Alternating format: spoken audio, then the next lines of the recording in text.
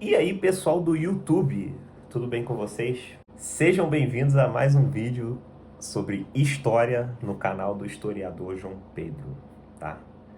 Hoje o vídeo vai ser assim um conteúdo um pouco diferente do habitual, mas a gente ainda está no campo da história, na história no caso da educação, tá? É um tema que também cai em concurso público para pedagogos e professores. E assim, eu decidi fazer esse vídeo para eu mesmo estudar, né? E para vocês, caso algum seguidor meu queira ser pedagogo, professor, eu tenho alguns amigos que são concurseiros nessa área, então esse vídeo vai ser de bom grado para vocês. E eu vou dividir ele em duas partes, tá? Hoje eu vou estar falando sobre educação, história da educação internacional, né? Geral, melhor dizendo, que aí começa na antiguidade e vai até a época moderna. Lembrando que a gente não divide a gente não divide da mesma forma que dividimos a história, né? No próximo vídeo eu vou falar sobre a organização da educação brasileira, no caso, a história da educação brasileira. Vamos começar falando sobre educação na antiguidade, que são os primeiros registros de práticas pedagógicas na humanidade. Foi no período grego, principalmente em Atenas e em Esparta, né, que eram as principais cidades-estado na época da Grécia, época clássica, né? Sim, existia uma diferença clara, uma diferença básica entre Esparta e Atenas. Uma diferença de formação social, uma diferença também nas práticas pedagógicas. Em Esparta, os indivíduos eles eram educados para serem guerreiros. O modelo de educação espartana baseava-se no militarismo.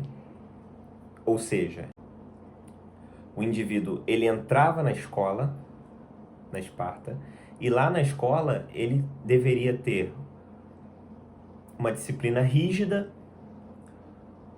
A educação espartana era baseada no autoritarismo, né? Existia uma figura superior e uma figura inferior, e esse superior era extremamente autoritário com o inferior. Não sei se a galera entende. Aquela figura do Pink Floyd, lá do clipe do The Wall, que tem um professor que bate na mão do aluno lá, né? Que pega o livrinho de poemas dele. Esse é um modelo de educação tradicional, autoritário, que, assim, muito fazendo uma comparação meio rasa, né? A gente pode compará-lo com um pouco o modelo espartano, tá? E além dessa disciplina rígida e um autoritarismo, os espartanos eles eram treinados para a guerra, né? Eles eram soldados. O espartano ele não pensava assim criticamente, filosofia, essas coisas assim. Ele era treinado para a guerra. Por conta dessa educação militar, autoritária, voltada para os conflitos, existia uma preocupação dentro do modelo educativo espartano em manter uma certa competitividade ali entre os indivíduos. Quem era o melhor soldado? Né? Quem era o melhor? Esse o melhor vai ter um destaque maior dentro do modelo educativo, educacional, na verdade, de Esparta. Por outro lado, a formação social de Atenas era completamente diferente, né? Atenas era mais voltada ao conhecimento, às filosofias, lembrando que a democracia, o berço da democracia, né, é em Atenas, porque a gente fala que a democracia ela surgiu na Grécia Antiga, né? Mas nem todas a Grécia Antiga é uma coisa muito plural, né? Existiam várias cidades e estados com as suas particularidades. E a gente está vendo aqui, né, por exemplo, a Esparta era na Grécia Antiga também, mas lá não tinha democracia. O modelo educativo de Esparta não era voltado à democracia, entendeu? Pelo contrário. Já em Atenas, sim. Atenas é o berço da democracia. Então, o modelo educativo de Atenas, ele tentava ser o mais democrático possível. Ou seja, para você exercer a democracia, né, a prática educativa ateniense, ela valorizava o exercício da palavra, o exercício da retórica. Por exemplo, os sofistas, bastante criticados por Sócrates, eles surgiram em Atenas a partir desse modelo propício, né, de discussão, que era o modelo educativo ateniense.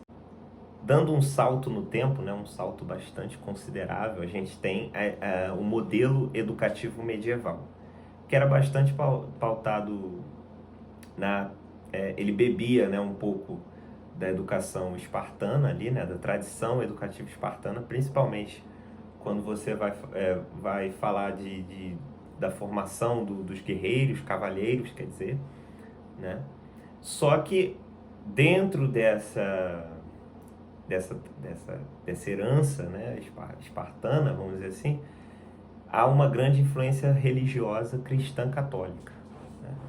Que você estudar a Idade Média sem estudar a Igreja Católica é uma coisa absurda, né? Não tem como, não tem como, tá? Então, os estudantes, quem tinha acesso, né, ao estudo, depois a gente vai ver que existiam dois modelos educacionais medievais, né? Mas quem tinha acesso aos estudos, né, os estudantes, eles traziam esse pensamento conservador da época, tá? E a educação era desenvolvida a partir dos dogmas religiosos da Igreja Católica, tá? E isso daí é quem tinha acesso à educação.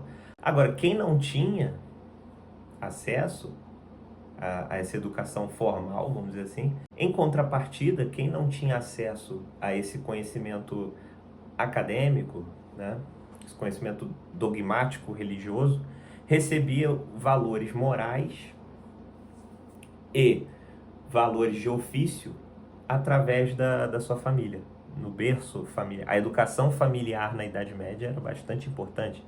Lembrando que eu não tenho assim um número exato, mas mais de 80% da população medieval era analfabeta, né? Não sabia nem ler nem escrever. Com a vinda do Renascimento e as reformas religiosas, essa educação religiosa, dogmática, né? Reforma protestante, na verdade, é o certo. Essa educação conservadora, dogmática, religiosa, começa a ser questionada, né? Então, se inicia uma nova era no Ocidente, a era, vamos dizer assim, por exemplo, da matemática, né? Tem um vídeo no canal que a gente fala sobre o Renascimento, né? O surgimento das ciências naturais, da antropologia, assim, antropologia, né? Essa educação, ela começa a ser questionada e novos valores são introduzidos e começa a haver um resgate, né? Quem assistiu meu vídeo sobre Renascimento vai tá entendendo bem o que eu estou falando. E vai ver um resgate de toda aquela tradição ateniense, né, clássica, vamos dizer assim, né, helenística, né, o famoso helenístico, tá? Com a formação dos estados nacionais, esse conhecimento que anteriormente era muito transmitido pela igreja e também pelas famílias, ele passa a ser necessariamente transmitido pela escola, né? Com a institucionalização do Estado europeu, né? Início disso em Portugal, cria-se uma necessidade de você também institucionalizar a educação, não só a educação, né, mas outras áreas também da sociedade. O Estado começa a tentar controlar, a tentar abraçar, para também ganhar um pouco de legitimidade, né? Porque não adianta nada você formar um Estado ali e o cara, não, tá, beleza, tem um rei aqui, mas ele não manda não, ele tá aí, entendeu? Então, com a formação com o início do absolutismo monárquico, o conhecimento passa a ser organizado para ser transmitido pela escola. A escola se torna uma instituição do Estado, né? E com a escola se tornando uma instituição do Estado, a gente já pula para a educação moderna, E o que consistia a educação moderna historicamente, né? Basicamente, o professor ele se torna a figura central para a transmissão do conhecimento, né?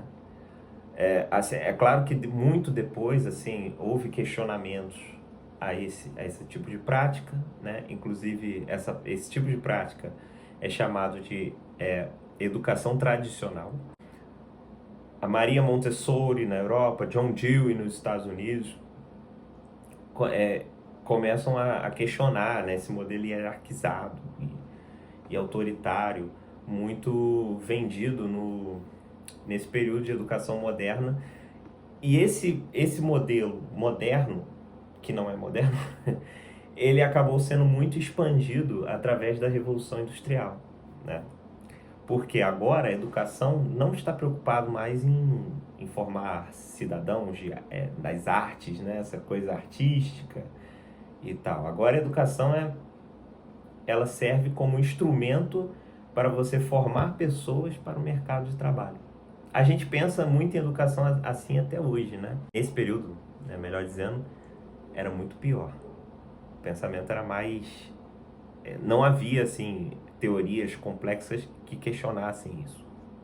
Começaram a surgir ali no século XIX, como eu falei, com a Maria Montessori e John Dewey, mas o modelo vigente era esse.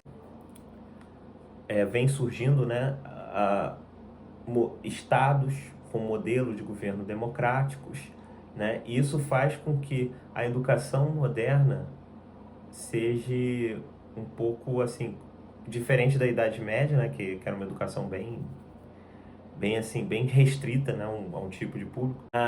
Na era moderna, a educação ela passa a se expandir mais.